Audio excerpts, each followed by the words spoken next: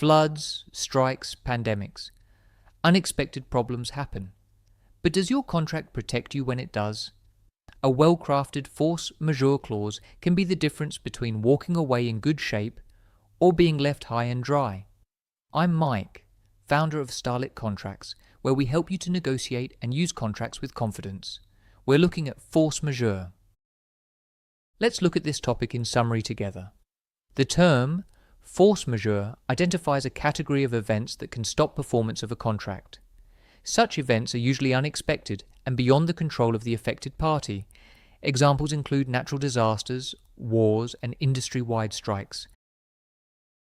How does a force majeure clause work? A party who's affected by force majeure is typically entitled to an extension of time to perform their obligations. The bigger debate tends to be whether the supplier or the customer should pay for the additional costs. Is this something you should care about? Force majeure clauses become more important for longer-term contracts and for higher-risk deals. As the likelihood of a force majeure event goes up, so does the benefit of having a force majeure clause. Let's look at a practical example together now. Supplier has a contract to build, supply, and install specialist equipment. They manufacture the equipment in a factory near a river. The river bursts its banks after heavy rain and floods the factory. All work at the factory stops. What can go right for the supplier in this situation? The definition of force majeure in the contract includes flooding, and the parties agree that supplier's obligations be put on hold. The factory was flooded for 2 weeks, and the supplier needed 2 more to dry out the factory and restart work. Customer isn't entitled to liquidated damages or penalties, despite supplier delivering the equipment 4 weeks later than was planned. So what could go wrong for the supplier? Well, let's say that the contract doesn't have a force majeure clause, and there isn't equivalent protection under applicable law. The supplier isn't entitled to an extension of time, and their choices are limited. Either they deliver late and pay liquidated damages or penalties, or they purchase the equipment from a competitor and try to get it delivered on time. Either way, supplier pays out. Let's look at a sample clause and some key considerations, starting with a definition. Force majeure means an event beyond the reasonable control of a party and includes war, civil unrest, strikes, natural disasters, pandemics, cyber attacks, and comparable events. There are 2 main ways to define force majeure.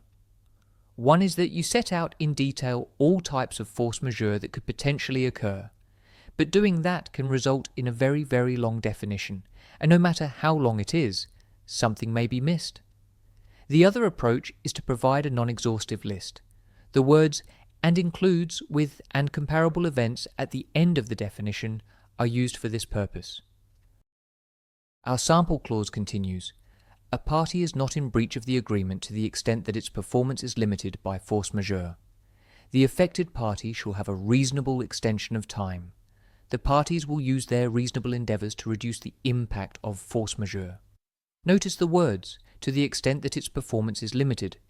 The parties might agree that there's been a force majeure event, but may disagree who's affected by it, and if they're entitled to an extension of time. For example, there's not many force majeure events that would prevent a customer from transferring an electronic payment. And our clause continues, "Each party will bear its own costs, and may terminate the agreement without liability to the other party when force majeure continues for," then you insert your desired time frame, in total. The key consideration here is who should bear the supplier's increase in costs. In this example, the parties bear their own costs, but you may want to take a different approach. This clause also makes clear that if a force majeure event continues for 3 months, then the parties can walk away from the deal without incurring any additional liability to each other. Let me recap the most important points from this video.